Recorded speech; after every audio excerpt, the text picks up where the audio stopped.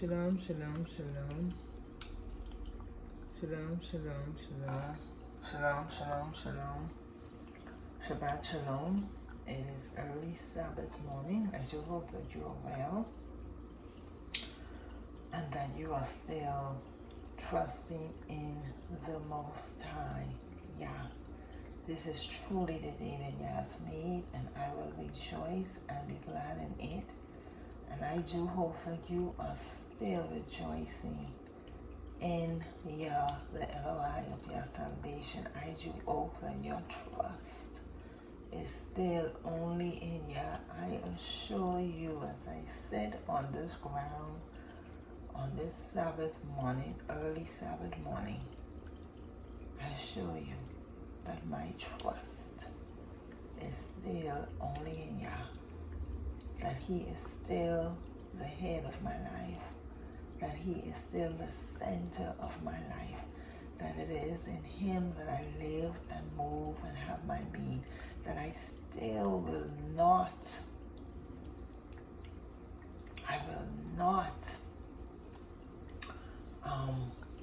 trade Him for all the gold in the world, for all the recognition in the world. I will not exchange my relationship with the Most High for anything. I thank Yah for His presence in my life. I thank Him for His guidance, for His protection, for every day, daily let me know that He is with me, that I am in the palm of His hand, that His eyes are upon me. I thank Him for bringing me to the place where I trust in Him, that I wait upon Him, that I've learned to wait on Him for directions, instructions, and guidance. I thank Him that He brought me to the place that I trust His voice in me, His Spirit in me. That I'm not confounded, that I don't get overwhelmed, that I'm not ashamed. I've learned to rest in Him. I thank Him for that. And so I pray that if you are not there, that is your quest, that is your desire, that you are intentional about getting to that place of rest in Yah, where you truly know. I hear people say, God got me. God got me. They live in all kind of racketeering life. They do what they want to do.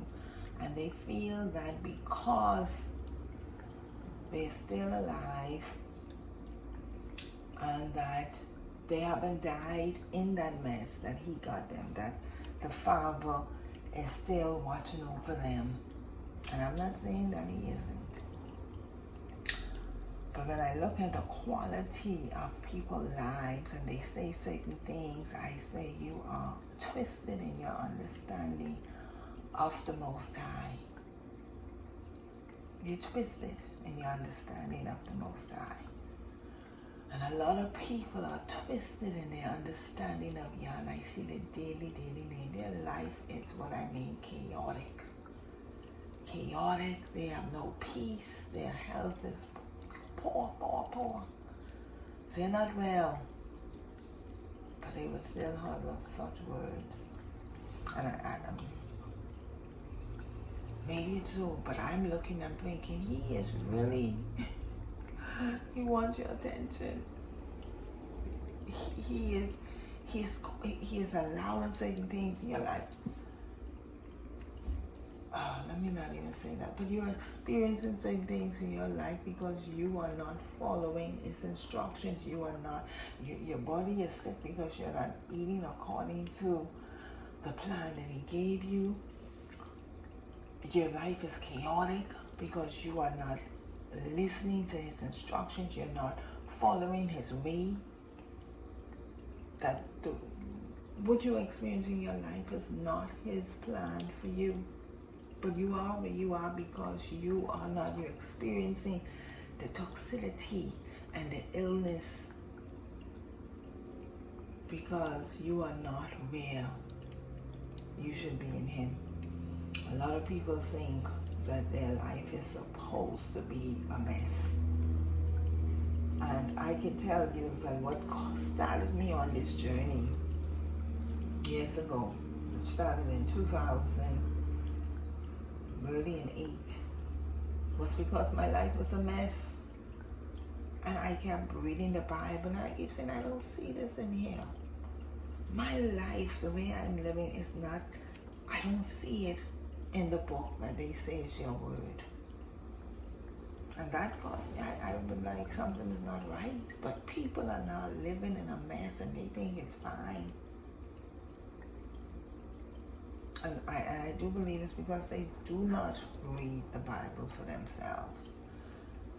You understand? Because the Bible tells us that He would that we prosper and be in health, even as our soul prosper, that we are to enjoy the goodness of Yah in the land of the living. He said, if you hearken and obey all that I've said before you today, that blessings will come upon you and overtake you. And I can say to you today that that is where I now am. I am at peace.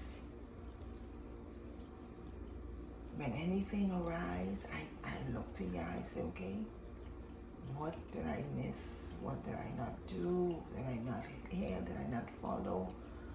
What is going on? I gotta look and question, because I know what His word says. And I expect the fulfillment in my life based on the promises in His word. That is right now, because now I understand. And that is what is supposed, that is how I'm supposed to live. That is what I saw when I read the Bible. That was the life of my forefathers. You know, it's not to say they didn't have situations arise, but their life was blessed of Yah. They were guided by Yah. Their enemies were their footstool. It was their enemies that were given unto them, giving into them, and they were blessed. I believe in good health. If you live over 100 and some years and you are still able to function and bring forth children, you're good. And that was their story. And that is what I saw, and that's what I said, that's what I expect. And I thank the Father that He caused me to follow His instructions. He told me, learn and follow the way of the Hebrew.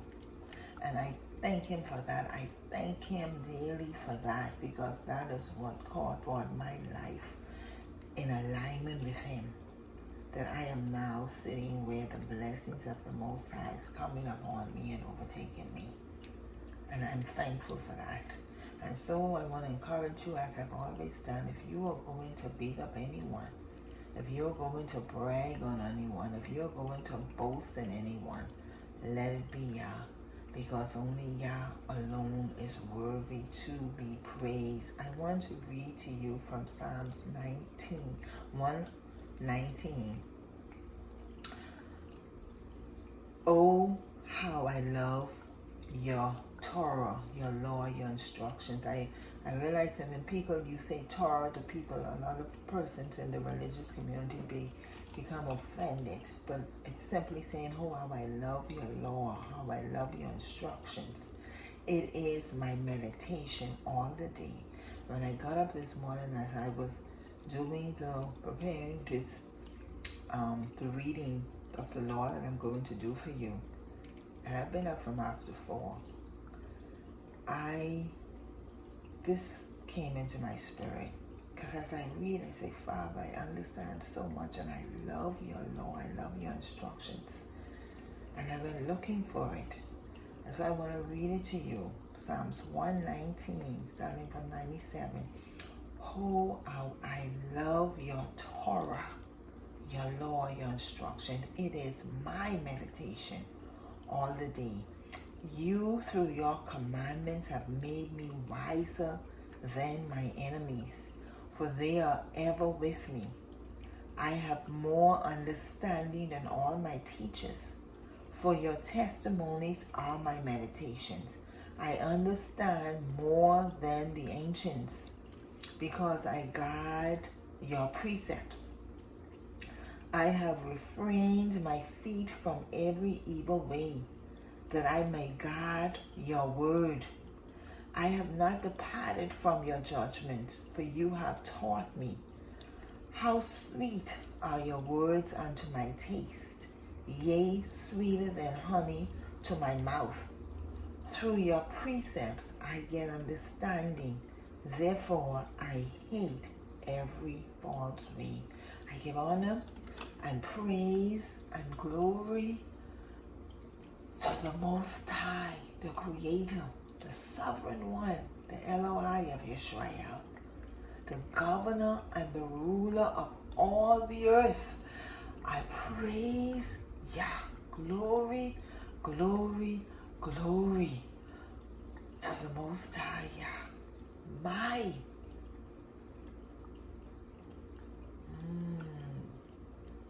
conqueror, my deliverer, my healer, my sustainer, my peace, and my guide. I give him honor today.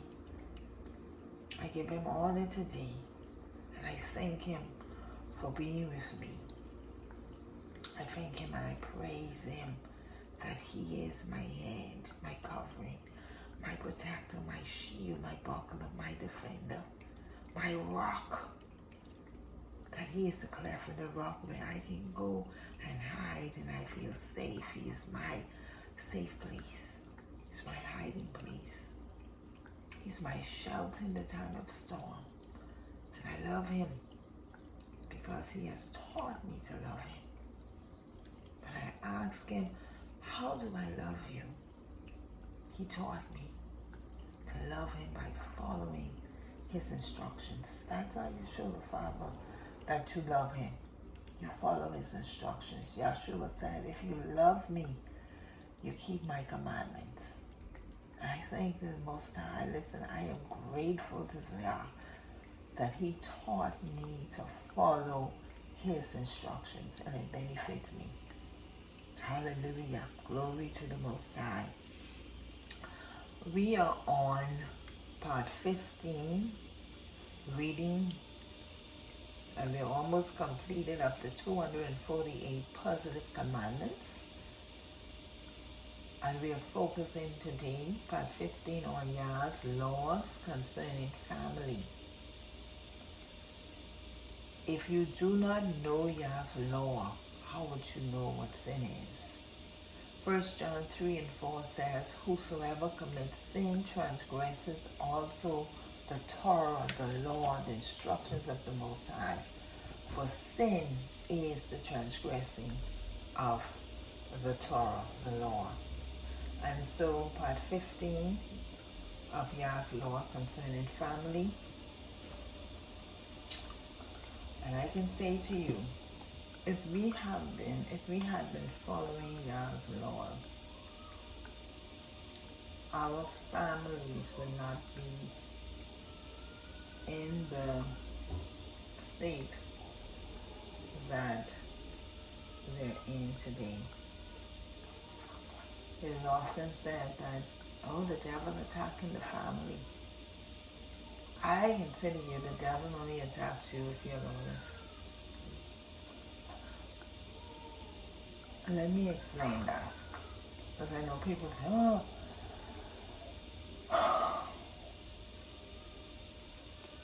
if you are not following Yah's laws, yeah, the devil attacks you. If you are following Yah's instructions, the devil tests you. There's a difference between being attacked and being tested. And people who are not following Yah's laws, you are being attacked. So the families are under attack because they are not following the instructions of the Most High. If we have been following, if we were taught to follow the instructions of Yah, our families, our homes, our communities will not be in the state that is in. And the state of just chaos, dysfunctional. You're going to have so many dysfunctional families. And you would see that those families that are following instructions, whose life, even if they practice in religion, but if they are being guided by their strong religious belief, it's a difference from compared to those families who are not. So having a strong spiritual foundation is very important when it comes to building a family and keeping a family in good order, in a peaceful, healthy place. And that's why we have so many families that are so dysfunctional. I think it was last week the news broke of a 14-year-old boy that shot both his parents while they were in bed. And after he shot them, he first called his aunt, and then he called 911, and he asked the operator to pray for him. He went to the church to call. And I'm like, oh boy. After he did it, he went and he asked for prayers. And I'm like, well, it would have made so much difference had he sought prayers before he did it. I don't know. That's as far as I've watched. I was like, I would like to hear. I've heard the family, what, I saw something being posted, the mother, when the child was about 10, and she may have been jesting, but now, they're pulling all kind of stuff. But my point is, because she had said something about how the 10-year-old boy was driving her crazy or something like that.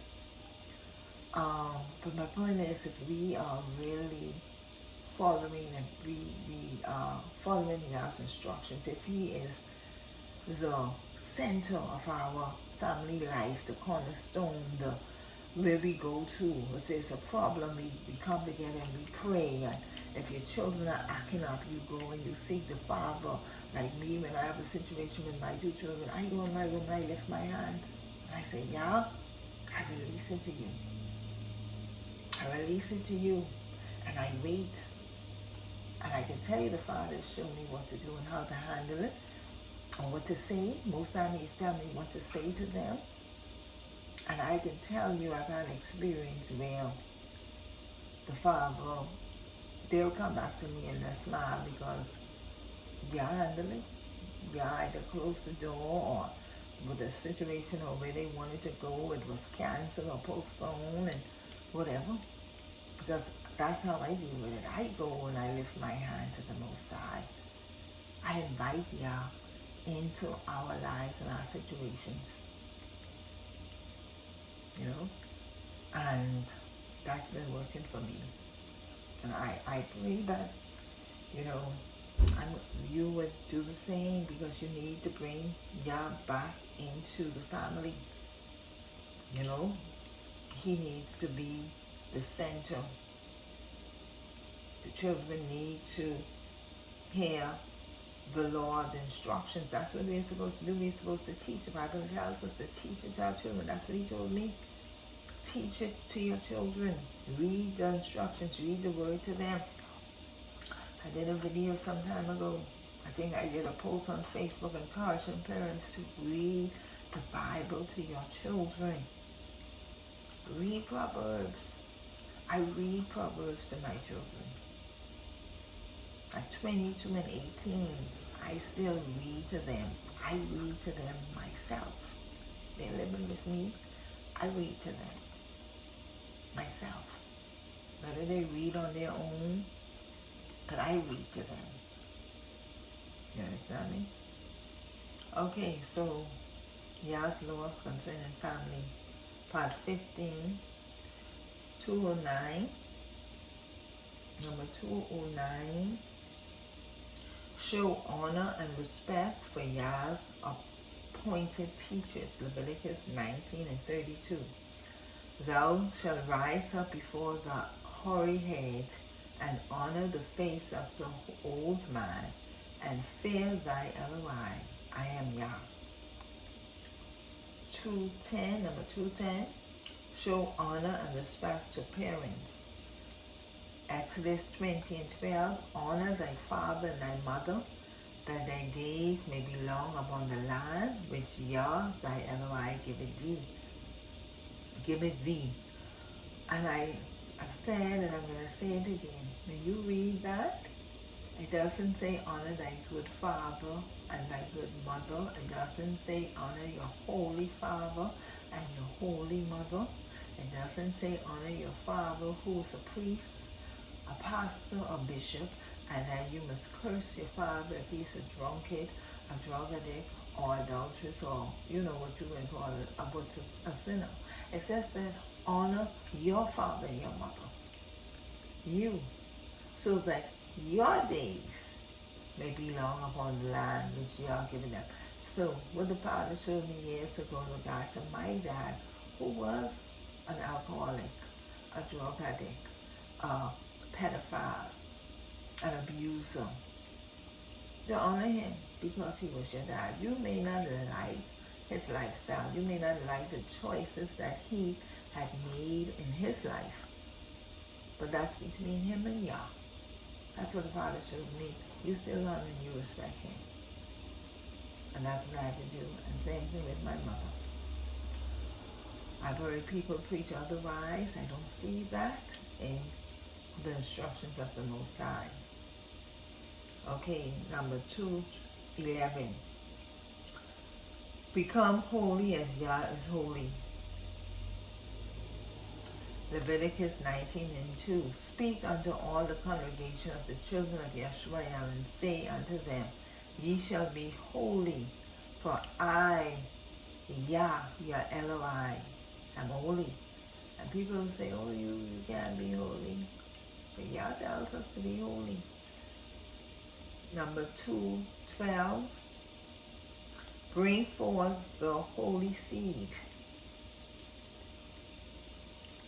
Bring forth the holy seed.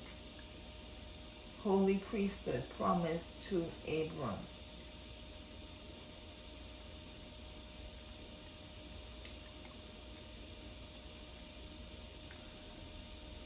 Genesis 1:26-28. And Eloi said, Let us make man in our image, after our likeness, and let them have dominion over the fish of the sea, and over the fowl of the air, and over the cattle, and over the earth, and over every creeping thing that creepeth upon the earth. So Eloi created man in his own image. In the image of Eloi created he him. Male and female created he them. And Eloi blessed them. And Eloi said unto them, Be fruitful and multiply, and replenish the earth, and subdue it, and have dominion over the fish of the sea, and over the fowl of the air, and over every living thing that moveth upon the earth. Bring forth the holy seed. The 144, this is what they have here, the 144,000 holy priesthood promised to Abram. Okay, 2:13. Marriage must be according to Yah's law. Genesis 2:24. Therefore shall a man leave his father and his mother, and shall cleave unto his wife, and they shall be one flesh. 2:14. A bridegroom is to rejoice with his bride. Deuteronomy 24:5. When a man had taken a new wife, he shall not go out to war, neither shall he be charged with any business, but he shall be free at home 1 year, and shall cheer up his wife which he had taken.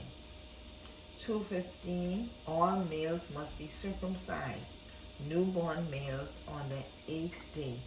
Genesis 17:10-12 and 14. This is my covenant which ye shall keep between me and you, and thy seed after thee. Every man child among you shall be circumcised, and ye shall circumcise the flesh of your foreskin, and it shall be a token of the covenant betwixt me and you.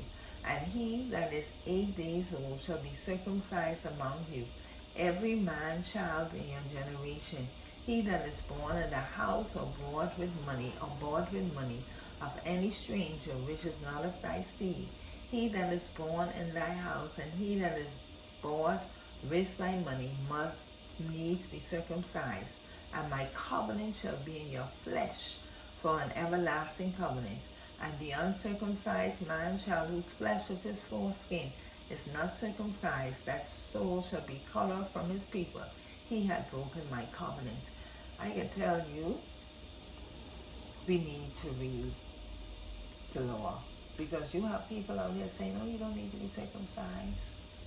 That's done away with. You don't have to be circumcised." And a circumcision of the heart, that is also correct. But circumcision in your flesh was the covenant. So if you are not circumcised, you as a man, you are not part of the covenant that Yah made to Abram. It's a covenant. Circumcision is the token. It shall be a token of the covenant between me and you. Just like when you get married, you give the rings. That's a symbol, a token of the marriage that symbolizes that you are married.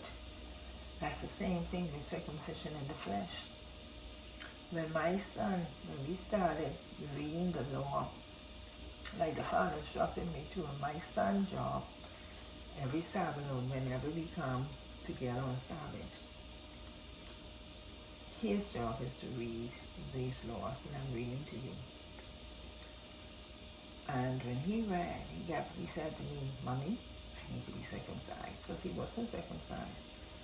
And my daughter was like, "Oh, you and Daddy were so saved and so Christian, and you all didn't circumcise him." And I was trying to remember what had happened. But when he born, it was such a controversy and such a mess about his size. I was just too eager to take him to the hospital. And I didn't look into it. I remember it coming on my mind. But I just didn't want my son in any hospital after that.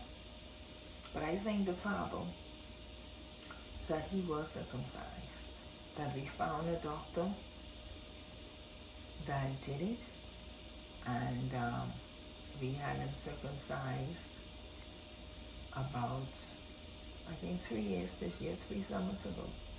He was circumcised, and he said, "I'm so happy we didn't do it sooner," because he was able to handle it better at that age. So I thank the Father, and that was his conviction.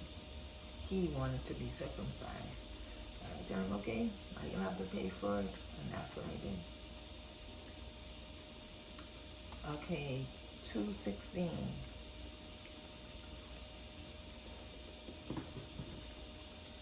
Should a man die childless, his brother must either marry the widow. Deuteronomy 25, 5-6. If brethren dwell together, and one of them die and have no child, the wife of the dead shall not marry without unto a stranger. Her husband's brother shall go in unto her, and take her to him to wife, and perform the duty of an husband's brother unto her. And it shall be that the firstborn which she buried shall succeed in the name of his brother which is dead, that his name be not put out of Israel. Or, it's a continuation. 2:17, he may release his brother's widow. Deuteronomy 25, 7-10. And if a man like not to take his brother's wife, then let his brother's wife go up to the gate unto the elders, and say, "My husband's brother refuses to rise up unto his brother's name in Israel. He will not perform the duty of my husband's brother. Then the elders of his city shall call him and speak unto him. And if he stand to it and say, I like not to take her, then shall his brother's wife come unto him in the presence of the elders, and loose his shoe from off his foot, and spit in his face, and shall answer and say, So shall it be done unto that man that will not build up his brother's house. And his name shall be called in Israel, the house of him that had his shoe loosed." And I guess that mean it was a shame unto him. Listen, and this is something we don't do. And I see the benefits in doing this. I see the benefits in doing this. Especially now. I mean, even then, but especially now where we have so many predators, sexual predators, pedophiles. And a few weeks ago, I started a Facebook page called The Scourge Among Us, and I'm bringing awareness to pedophilia. And my last post was where I did the characteristics of, I think the last post, but I did the characteristics of a pedophile. And one of them is that a pedophile will actually marry a woman with young children just to get to the children. And we are seeing that today, where so many women go and get involved with a man, and that man ended up sleeping or start sleeping with the daughters, molesting the daughters, or the children, the sons. And that is a characteristics of a pedophile. They would marry a woman just to get to sexually assault, to rape the children. And so this law, I see the benefit in that. That if the brother died and the wife is there without children or young children, that the brother would step in just to protect those children, because we have a lot of predators out here. Anyway, 2:18. A man who violates a virgin must a man who violates a virgin must pay the bride price, marry her if the father permits, and may never divorce her. Deuteronomy 22:29. Then the man that lay with her shall give unto the damsels 50 shekels of silver, and she shall be his wife, because he had humbled her. He may not put her away all his days.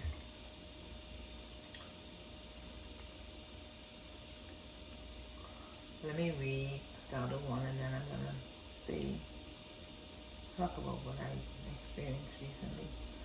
Okay, 2:19. The priest must judge in a case of premarital promiscuity. Deuteronomy 22:13-15. If a man takes a wife, a woman, and go in unto her, and hate her, and give occasion of speech against her, and bring up an evil name upon her, and say, I took this woman, and when I came to her, I found her not a maid, not a virgin, then shall the father of the damsel and her mother take and bring forth the tokens of the damsel's virginity unto the elders of the city in the gate. And 2:20, Lord.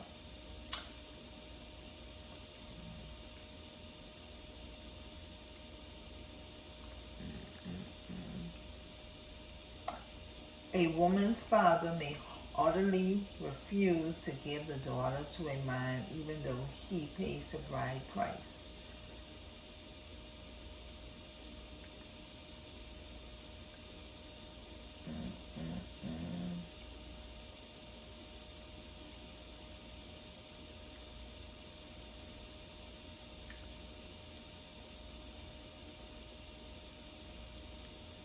Okay, put it wrong. Let me see. Exodus 22:16-17. Okay, let me read that. Let me get it and read that. Exodus 22.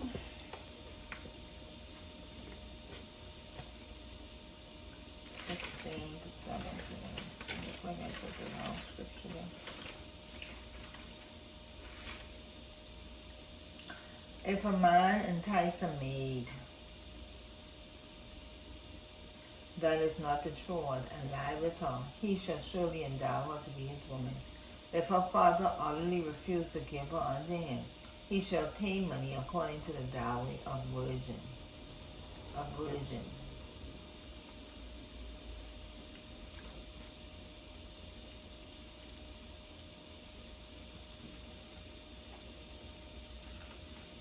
Okay.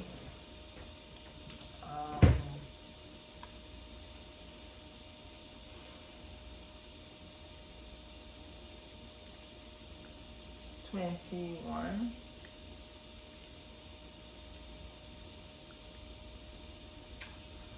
Let me finish read this, because it's a continuation of 2:19. It says the priest must judge between the case of premarital promiscuity.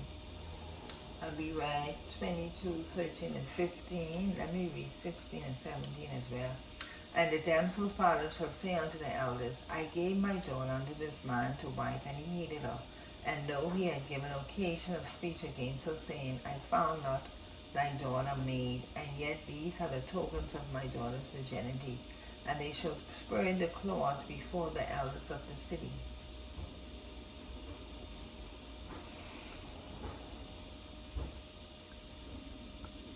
You know, when we read the Bible and we see certain things done, we always question back in the time we didn't understand it. And it's because we are following this wicked Western culture where so few women, and I included in that, married as virgins. You know what I mean? I now understand why it is that being married as a virgin is so important to the Most High.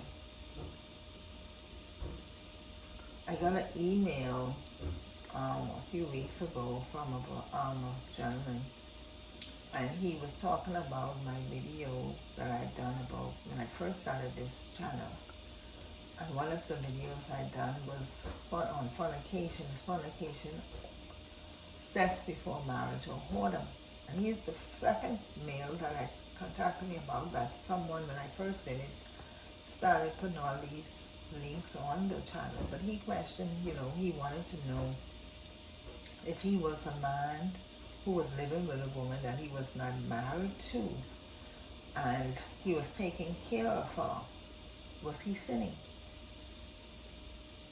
First, he acknowledged that he was happy to see that my video was based on the definition of fornication as it is in the Bible. And he had said that he had gotten a lot of flack years ago for teaching that definition.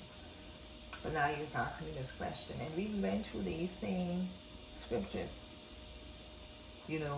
about the importance of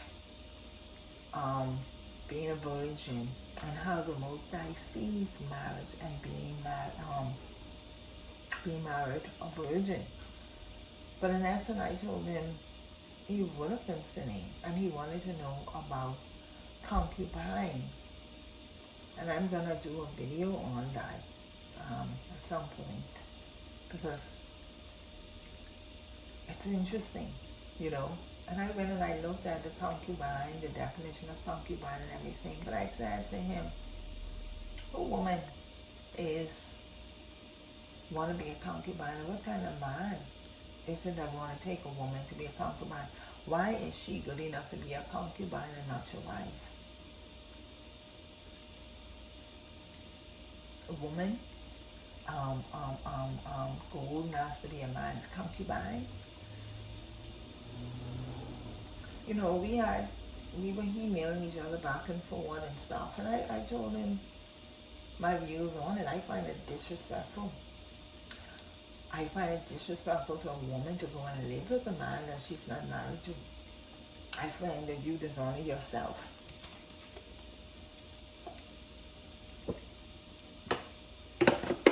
You devalue yourself when you do that. And I had a man say to me very recently that he respects me so much. You understand me? And this would have been a man who some years ago, he and I were talking, and I thought that he and I would have had a relationship. But I was just talking. But one of the conversations, he asked me if I would have lived with him. Live in a very big house in a gated community, doing well for himself. And I told him no. And he said, what? You mean you'd only marry me if I live with me if I marry you? And I was very expressive when I answered him. I told him, you're right. You know what I mean? And he's like, what? But now this is years later. And he's saying to me how women don't realize that when you go and live with a man that you're not married to him, and you cooking and cleaning and you sharing his bed, you devalue yourself. He said, men looking at you and thinking, oh, why, this what you think of yourself. So why should he marry you now? He said even women who feel as if you're married to the man that you want washing, cooking, do all those things for him. Why are you doing that? Because that makes a man not even want to. Because if you're doing all those things for him now, what reason he have to marry you? And I said, wow, I wish women would hear this. You understand? Because we have been taught so many stupidness and regards, and you gotta do this, and Charlie ain't gonna marry you if you have a man who ain't gonna marry you because you're doing certain things for him, then you shouldn't want to marry him, marry you. Don't marry me then. That's it. But this is the standard, this is the value I have on myself. You understand? Wow. So anyway, I'll do a video on that at some point. I have it written down because I think it's something to talk about. Okay, so we're on 221. 221. 221. The female captive must be treated in accordance with special regulations concerning repentance and conversions. Deuteronomy 21:11-14. And seest among the captives a beautiful woman, and had a desire unto her, that thou wouldest have her to thy wife. Then thou shalt bring her home to thine house, and she shall shave her head and spare her nails. And she shall put the raiment of her captivity from off her, and shall remain in thine house, and bewail her father and her mother a full month.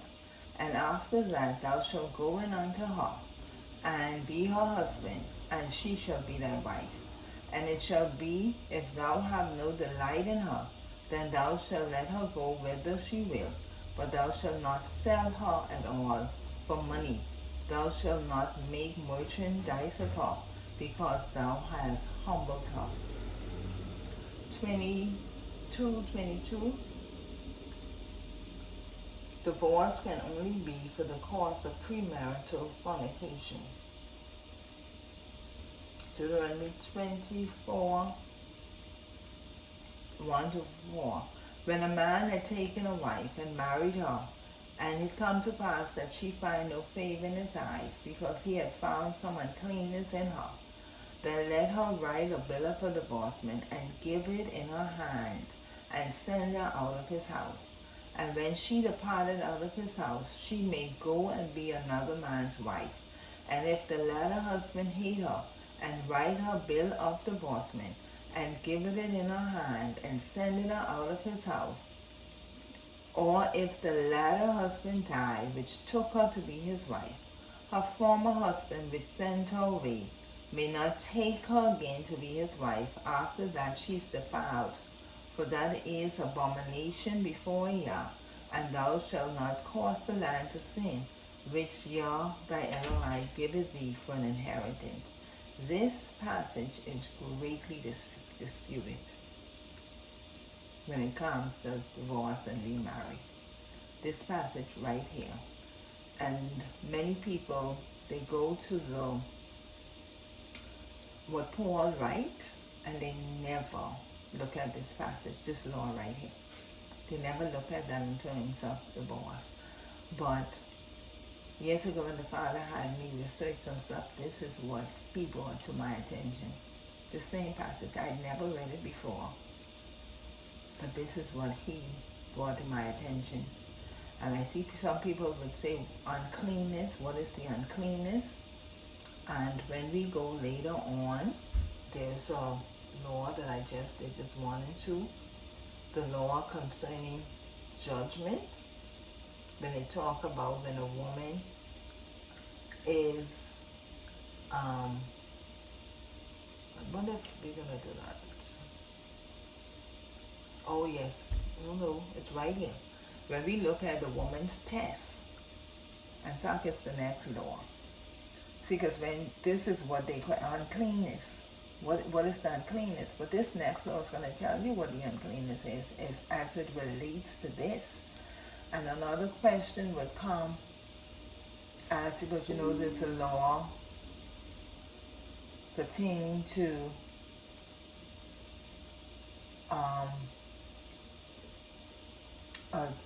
stoning of adultery.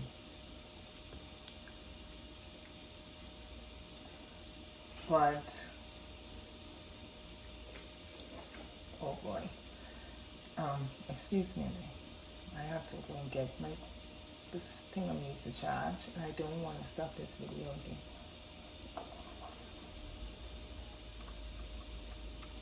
Let me get this.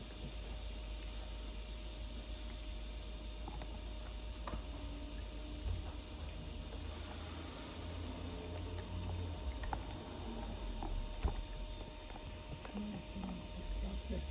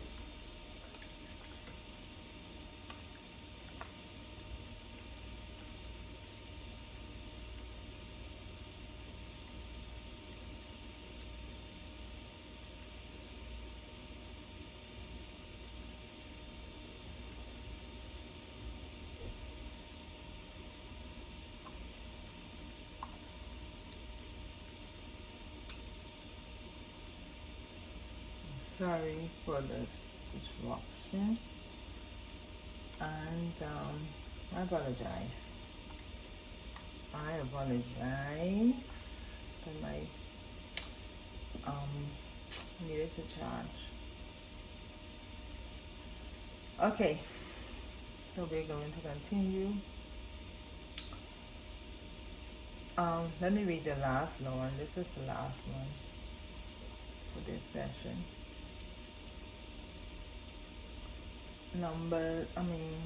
Law 2, 2, 3, Numbers 5, 2 and 22, Numbers 5, 12 to 31. It's a long reading, but the law is, a woman suspected of adultery must submit to the required test. Speak unto the children of Israel, and say unto them, if any man's wife go aside and commit a trespass against him, and a man lie with her carnally, and it be hid from the eyes of her husband, and be kept close, and she be defiled, and there be no witness against her, neither she be taken with the manner, and the spirit of jealousy come upon him, and he be jealous of his wife. He be jealous of his wife, and she be defiled, or if the spirit of jealousy come upon him, and he be jealous of his wife, and she be not defiled, then shall the man bring his wife unto the priest, and he shall bring her offering for her, the 10th part of an ephah of barley wheat, and he shall pour no oil upon it, nor put frankincense thereof. For it is an offering of jealousy, and an offering of memorial, bringing iniquity to remembrance. And the priest shall bring her near, and set her before Yah. And the priest shall take the holy water in an earthen vessel, and of the dust that is in the floor of the tabernacle, the priest shall take and put it into the water. And the priest shall set the woman before Yah, and uncover the woman's head. Uncover the woman's head, and put the offering of memorial in her hands, which is in the jealousy of offering. And the priest shall have in his hand the bitter water that causeth the curse. And the priest shall charge her by an oath, and say unto the woman, if no man have lain with thee, and if thou hast not gone aside to uncleanness with another. See? So in that previous, in Deuteronomy 24, if a man has found, what does it say? If a man had found some uncleanness in her. See, now this one here is speaking about the uncleanness. And I've heard persons say, what is the uncleanness? See here? And the priest, if thou hast not gone aside to uncleanness with another instead of thy husband, be thou free from this bitter water that causeth the curse. But if thou hast gone aside to another instead of thy husband, and if thou be defiled, and some man have lain with thee besides thine husband, that's the uncleanness, then the priest shall charge the woman with an oath of cursing, and the priest shall say unto the woman, the Yah make thee a curse and an oath among the people. When Yah doth make thy thigh to rot, and thy belly to swell, and this water that causeth the curse shall go into thy bowel, to make thy belly to swell, and thy thigh to rot. And the woman shall say, Amen, Amen. And the priest shall write these curses in a book, and he shall blot them out with bitter water. And he shall cause the woman to drink the bitter water that causeth the curse, and the water that causeth the curse shall enter into her, and become bitter. Then the priest shall take the jealousy offering out of the woman's hand, and shall wave the offering before Yah, and offer it upon the altar. And the priest shall take an handful of the offering, even the memorial thereof, and burn it upon the altar, and afterwards shall cause the woman to drink the water. And when he had made her to drink the water, then it shall come to pass that if she be defiled and have done trespass against her husband, that the water that causeth the curse shall enter into her, and become bitter, and her belly should swell, and her thighs shall rot, and the woman shall be a curse among the people. And if the woman be not defiled, but be clean, then shall she be free, and shall conceive seed. This is the law of jealousy, when a wife goeth aside to another instead of her husband, and is defiled, or when the spirit of jealousy cometh upon him, and he be jealous over his wife, and shall set the woman before Yah, and the priest shall execute upon her this law. Then shall the man be guiltless from iniquity, and his woman shall bear her iniquity. Okay, so that ends the laws as pertains to the family. But these two last laws are very important when it comes to the topics, the very still present topic as relates to marriage and divorce. This last law has to deal with when a man becomes jealous of his wife and suspects that she did have involvement with another man. And the law before that speaks to the grounds for a man to give his wife a divorce, to give her a bill of divorce. And notice there, it says that she can go and be the wife of another man. Go and be the wife of another man. So this law is very interesting as it relates to interpretation of what Paul said in regards to marriage and remarry. You know, and I've heard a lot of teachings on it regarding after you marriage and divorce, like you're not to remarry. If you marry, you're committing adultery. But this is the law right here that I believe can clear it up. And what Paul would have been talking about, except for this, except that a woman would have been found to have committed adultery. This is the grounds right here for divorce. Anything other than this, and there are no grounds for remarry. In this case, the man find her unclean and found some situation with her. The husband can give her the bill of the divorce, give her the bill of divorce. And it says specifically that she can go and be the husband of another man, but she cannot go back to the first husband because she would have been defiled. And there's something similar in the story in the book of Joshua as it relates to one of Jacob's sons who went and slept with his concubine, his, when he came into her, I think it was the first son, and she thought it would have been Jacob, and she uncovered herself for him, and he lied. He had intercourse with her, and then she found out that it was actually, one of his sons. And when Jacob came into her, she told him, "I am defiled to you." You understand me? She could no longer go in and have intercourse with Jacob because another man had came into her. And when Jacob found out that it was his son, he was very upset with his son because his son defiled his woman. So I think when you're talking about certain topics, all of the law, it is important, and this is why I love the law. So when people come to me with any topic, I go back to the law. And I tell people I only follow the law of Yah. I go back to the law. So, and this is why I said if we follow the law of the Most High,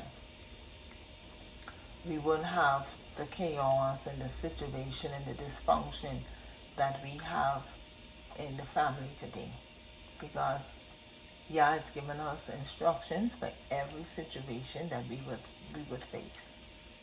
You understand me? But it takes it's up to us to go and search it out and apply it. So shalom to you. I do hope that you have a enjoyable, restful, peaceful Sabbath, peaceful fellowship. If you go to fellowship today, I just hope that you enjoy your Sabbath and you call it a delight. Shabbat shalom to you.